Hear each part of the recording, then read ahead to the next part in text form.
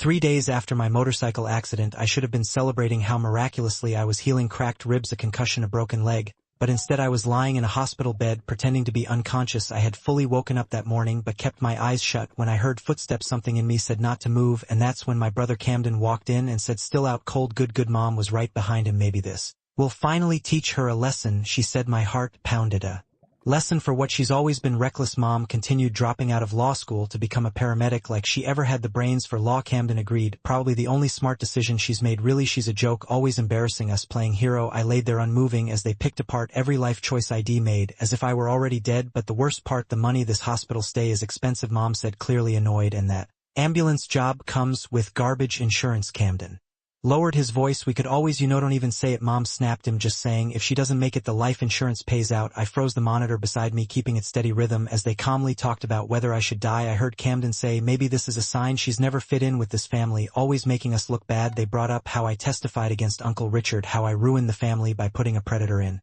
prison. Richard's in prison because of her lies, Mom hissed. I wanted to scream, but I lay still listening as Camden murmured, we need to talk to her doctor about her prognosis. If there's brain damage, sometimes letting go is more merciful. You're right, Mom replied. Shell just go back to her pathetic job, back to embarrassing us. They spoke about me like I was trash, a burden, someone whose funeral could actually improve their image, a scholarship fund, a martyred hero story, and then they left the room like they hadn't just planned my death. That night I didn't sleep. I couldn't. I kept replaying every fake smile, every hollow I'm proud of you. Had any of it ever been real? I thought back to when I was 22, when I finally told my family what Uncle Richard had done to me for over a decade.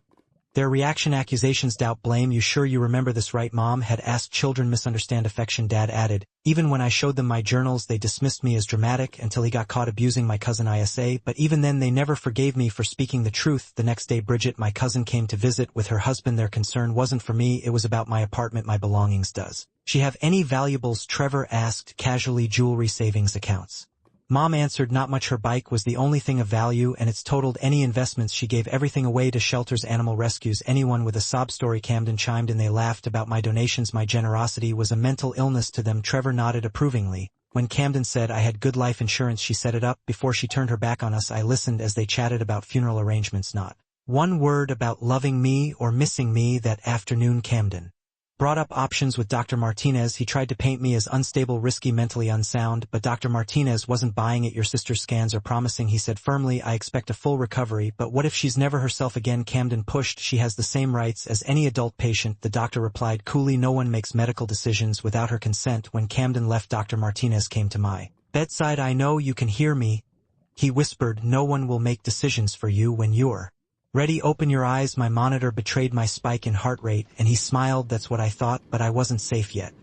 More relatives came in the following days. My Aunt Dolores and Uncle Paul spun a tale where Richard was a misunderstood saint. He tried to help her. Dolores insisted she was always troubled. She destroyed him. Paul added, maybe it's best if she doesn't wake up. 2 hours of them rewriting history, calling years of abuse love, and painting me as the villain. I was sick then. My father arrived. For a second I thought maybe, just maybe, he'd be different. I don't know if you can hear me, he said, voice heavy, but your mother thinks it's time to let you go. Maybe she's right. Hope died in my chest. You were jealous of Richard.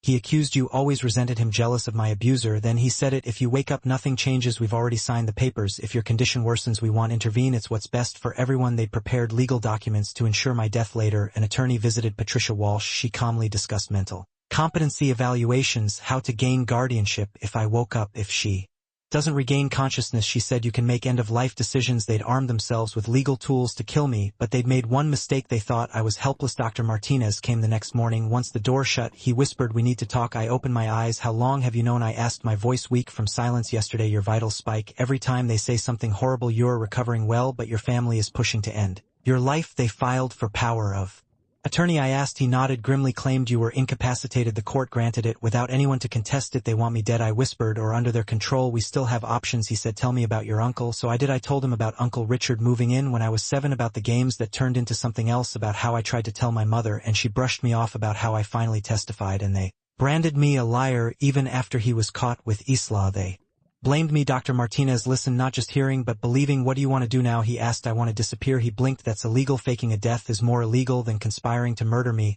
He paused. Point taken. What if I let them make the choice? I asked. What if I need life support and they decide to let me die? He looked stunned, then thoughtful. That's incredibly dangerous, less than letting them win. After a long silence he said, there might be another way. It requires timing, trust, and Serious risk. He proposed this. He would induce a medical event that looked like cardiac arrest. ID be placed on life support when my family chose to withdraw it. Would document everything. ID stop breathing. Head pronounce me dead. My body would be transferred to a funeral home with FBI contacts from their. ID disappear. It sounded insane, but it was the only plan that gave me a life on my terms. I'm in. I said 2 days later. He called my family. Sudden brain swelling. He told them she's in a coma on a ventilator. When they arrived I was hooked to machines, eyes closed, unmoving. What's the prognosis? Camden asked. Guarded. Martinez replied, possible brain damage. They lit up, thinly veiled relief on their faces. What are our options? Mom asked. He explained it to them. Aggressive treatment or withdrawal of life support. They asked to discuss it privately. They didn't hesitate. We want to let her go. Mom said it's what she would want. She wouldn't want to be a burden. Camden added, I never said that, but it didn't matter. Are you sure? Dr. Martinez asked. We're sure. That night Martinez came into my room. Tomorrow we do this, he whispered when I pull the breathing tube. Hold your breath for 30 seconds. Your vitals will mimic death. Ill pronounce you dead. Then we move you to Morrison Funeral Home and Agent Wolf will take over. What if something goes wrong? I asked. I won't let anything happen to you, he replied. The next morning the room was packed with people who hadn't spoken to me in years. Aunts, uncles, cousins, all dressed for a show. They said their goodbyes with practice. Grief, rest in peace. Someone whispered, maybe now Richard can forgive you. Paul said Camden was last. This is what she would want to be free. Dr. Martinez asked, are you ready? We're ready. Mom said. One by one he disconnected the machines. Finally he removed the breathing tube. I held still. I didn't breathe. She's not breathing on her own, he said, watching the monitors. Her heart rate is dropping. He continued, is she in pain? Mom asked, empty concern in her voice. No, it's peaceful. My vision blurred. 30 seconds. I counted each one like a prayer. I'm losing cardiac rhythm. Martinez said, I'm going to call it, and just like that I was dead. They filed out of the room discussing funeral logistics. Camden asked about the death certificate. I'll be ready within 24 hours. Martinez promised. An hour later he returned. They're gone. He whispered, you can breathe. I gasped, lungs aching. How do you feel? He asked. Like a ghost. The hearse will be here soon. Agent Wolf will meet you at Morrison Funeral Home. Shall help you start over. What about you? I asked. If anyone asks they'll say there was confusion, a communication error. They'll want to cremate me. They won't get the chance. An hour later I was loaded into a body bag and wheeled out at the funeral home. I met Agent Patricia Wolf, sharp, calm. She said, we've been watching your family since Camden filed the insurance claim the day they decided to pull the plug. She explained, ID be placed in a federal witness protection program, given a new identity, and that my family would soon face criminal charges. You're safe now, she said. For 6 months I lived in a safe house in Colorado, cut off from everything ID ever known. I worked with federal prosecutors testifying before grand juries, piecing together the timeline of betrayal. My testimony detailed every cold word spoken by my family, every greedy plan, every lie they told to justify killing me. But I wasn't the only evidence. The FBI had been recording their calls, monitoring their financial activities. Camden had researched the insurance process weeks before my accident. Mom had consulted financial advisors about investing a large sum money they hadn't received yet. They even spoke to travel agents about their future European vacation. They were planning to profit from my death before ID even crashed. When the arrests came, it made national news headlines. Screamed, family plots daughter's death for insurance money. Abuse survivor outsmarts murderous relatives. The woman who had to die to live. Camden was sentenced to 18 years for conspiracy and fraud. My mother received 15. Others, including Bridget and Trevor, were sentenced from 5 to 10 years depending on involvement. Uncle Richard's parole was denied again, the new case against my family proving how dangerous his influence still was. Dr. Martinez faced a board review, but they cleared him, ruling that his actions had protected a vulnerable patient. In fact, he was commended for his bravery. His protocols have since helped identify at-risk patients with abusive families, creating a quiet revolution in hospital care. 2 years after my death, I testified remotely at Richard's parole hearing. The board saw footage of my family's plot, evidence that I still lived in hiding. Because of him, his parole was denied again. Another 5 years now. I go by Sage Miller. I live in a quiet town in Oregon where no one knows the girl who died. I work as a paramedic again. I fly medical helicopters in a rural area that desperately needs experienced EMTs. My coworkers think I moved here after a messy divorce.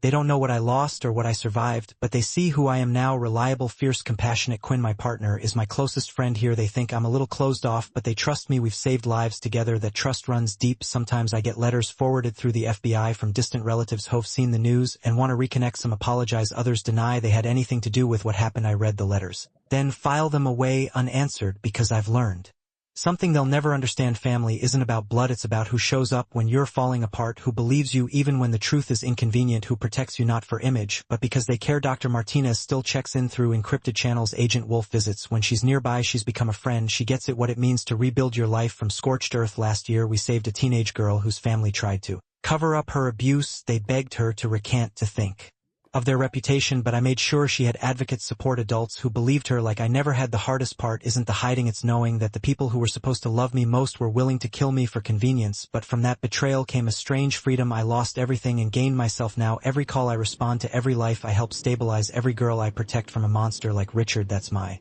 revenge, because I didn't just survive, I became someone unstoppable. The woman they tried to kill is gone, but the one who took her place, she's everything they never saw.